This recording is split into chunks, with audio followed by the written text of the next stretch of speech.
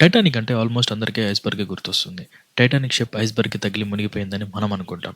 కానీ అది పూర్తిగా కరెక్ట్ కాదు. ఎందుకంటే ఐస్‌బర్గ్‌ని హిట్ చేయడం జస్ట్ లాస్ట్‌లో జరిగిన ఒక్క ఇన్సిడెంట్ మాత్రమే. అసలు ముందు ఏం జరిగిందో తెలిస్తే మీరు షాక్ అవుతారు. టైటానిక్ సింక్ అవ్వడం సడెన్‌గా జరిగిన ఒక్క యాక్సిడెంట్ కాదు.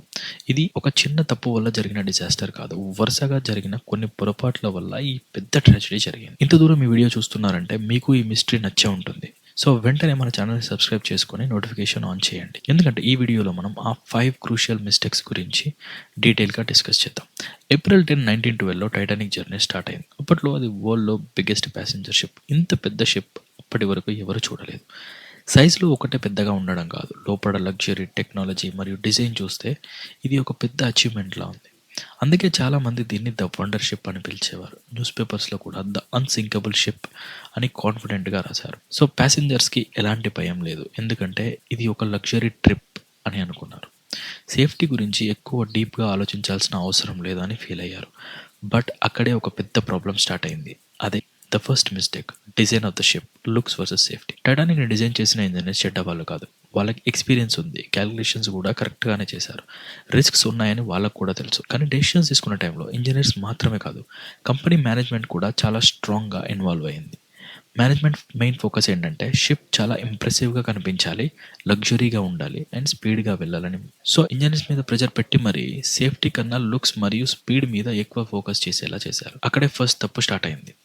Second mistake, watertight compartments and life boats.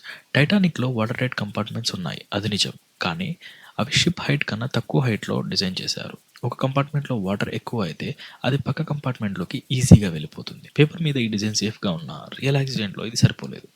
దీనివల్ల వాటర్ ఫాస్ట్‌గా స్ప్రెడ్ అయింది. ఇంకా లైఫ్ బోట్స్ విషయానికి వస్తే లాజిక్ ప్రకారం షిప్‌లో ఉన్న వాళ్ళందరికీ సరిపోయే లైఫ్ బోట్స్ ఉండాలి. Almost 48 boats. కానీ రియాలిటీలో కేవలం 16 బోట్స్ మాత్రమే పెట్టారు. ఎందుకంటే ఎక్కువ బోట్స్ ఉంటే డెక్ క్రౌడెడ్‌గా కనిపిస్తుంది, లగ్జరీ లుక్ పోతుంది అని మేనేజ్మెంట్ అనుకుంది. సేఫ్టీ యాంగిల్‌లో ఇది చాలా పెద్ద gamble. Third mistake, weak rivets and no binoculars. చాలామంది అనుకున్నట్టు టైటానిక్ స్టీల్ వీక్ కాబట్టి సింక్ అవ్వలేదు. స్టీల్ క్వాలిటీ ఓవరాల్‌గా బానే ఉంది. కానీ రియల్ ప్రాబ్లమ్ రివిట్స్ దగ్గర వచ్చింది. అంటే స్టీల్ ప్లేట్స్‌ని కలిపే బోల్ట్స్. షిప్ ఫ్రంట్ సైడ్‌లో ఐరన్ రివెట్స్ వాడారు. అందులో ఇంప్యూరిటీస్ ఎక్కువ ఉండడం వల్ల అవి ఆల్రెడీ వీక్‌గా ఉన్నాయి. కోల్డ్ వాటర్‌లో ఆ ఐరన్ రివెట్స్ ఇంకా వీక్ అయిపోయాయి. ఐస్‌బర్గ్‌ని హిట్ అయినప్పుడు స్టీల్ ప్లేట్స్ బెండ్ అయ్యాయి. కానీ రివెట్స్ విరిగిపోయాయి. అందుకే వాటర్ లోపలికి రావడం స్టార్ట్ అయింది. ఇంకో పెద్ద ప్రాబ్లమ్ ఏంటంటే లుకౌట్స్ దగ్గర బైనాక్యులర్స్ లేవు. వెదర్ చాలా చీకటిగా ఉంది అండ్ సీ కూడా చాలా కామ్‌గా ఉంది. ఐస్‌బర్గ్ దగ్గర వేవ్స్ బ్రేక్ అవ్వకపోవడం వల్ల అది ముందుగా కనిపించలేదు. లాకర్‌కి మిస్ అవ్వడం వల్ల బైనాక్యులర్స్ దొరకలేదు.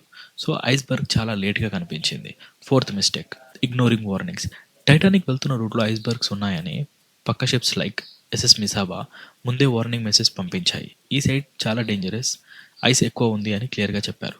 కానీ టైటానిక్ రేడియో రూమ్‌లో ఆపరేటర్స్ ప్యాసింజర్స్ పర్సనల్ మెసేజెస్ పంపించడంలో బిజీగా ఉన్నారు. ఈ ఐస్ వార్నింగ్స్‌కి ఇమ్మీడియేట్‌గా ఆఫీసర్స్‌కి పాస్ చేయలేదు. దీనివల్ల షిప్ స్పీడ్ తగ్గలేదు. డేంజర్ ఇంటెన్సిటీ తెలియక టైటానిక్ అదే స్పీడ్‌లో ఐస్ ఫీల్ ఏరియాలోకి ఎంటర్ అయింది. Fifth mistake, no proper evacuation plan. April 14 night ఐస్‌బర్గ్‌ని హిట్ అయ్యాక every minute gallons of water షిప్‌లోకి వచ్చాయి. ఆ టైంలో షిప్‌ని కాపాడడం ఆల్మోస్ట్ ఇంపాసిబుల్ అయింది. కానీ ఎవాక్యుయేషన్ ప్రాసెస్ కూడా ప్రాపర్‌గా లేదు. క్లియర్ ప్లాన్ లేకపోవడం వల్ల ఉమెన్ అండ్ చిల్డ్రన్ ఫస్ట్ అనే రూల్‌ని సరిగ్గా ఫాలో చేయలేదు. చాలా లైఫ్ బోట్స్ హాఫ్ ఎంప్టీగా లాంచ్ చేశారు. థర్డ్ క్లాస్ ప్యాసింజర్స్‌కి సిట్యుయేషన్ ఇంకా వరస్ట్‌గా ఉంది. లాక్ ప్యాసేజెస్, డిలేస్ మరియు కన్‌ఫ్యూజన్ వల్ల బయటికి రావడం చాలా కష్టమైపోయింది. అందుకే చాలా మంది థర్డ్ క్లాస్ ప్యాసింజర్స్ బతకలేదు. ఆన్ ఏప్రిల్ 15 ఎర్లీ మార్నింగ్ 2:20కి టైటానిక్ కంప్లీట్‌గా మునిగిపోయింది. సింపుల్‌గా చెప్పాలంటే టైటానిక్ మునిగిపోవడానికి ఐస్‌బర్గ్ ఒకటే కారణం కాదు. డిజైన్‌లో కాంప్రమైజ్, లైఫ్ బోట్స్ తక్కువ పెట్టడం, డేంజర్ వార్నింగ్స్‌ని ఇగ్నోర్ చేయడం మరియు ఓవర్ కాన్ఫిడెన్స్ ఇవన్నీ కలిసి ఈ పెద్ద డిజాస్టర్‌కి దారితీశాయి. ఇది ఒక పెద్ద తప్పు కాదు. చాలా మంది చేసిన చిన్న చిన్న తప్పులు కలిసి ఒక పెద్ద ట్రాజెడీగా మారింది. మీ ఒపీనియన్‌లో అసలు బిగ్గెస్ట్ మిస్టేక్ ఏది అనేది కామెంట్ సెక్షన్‌లో చెప్పండి. వీడియో నచ్చినట్టయితే మన ఛానల్‌ని సబ్స్క్రైబ్ చేసుకోవడం మర్చిపోవద్దు. Thank you.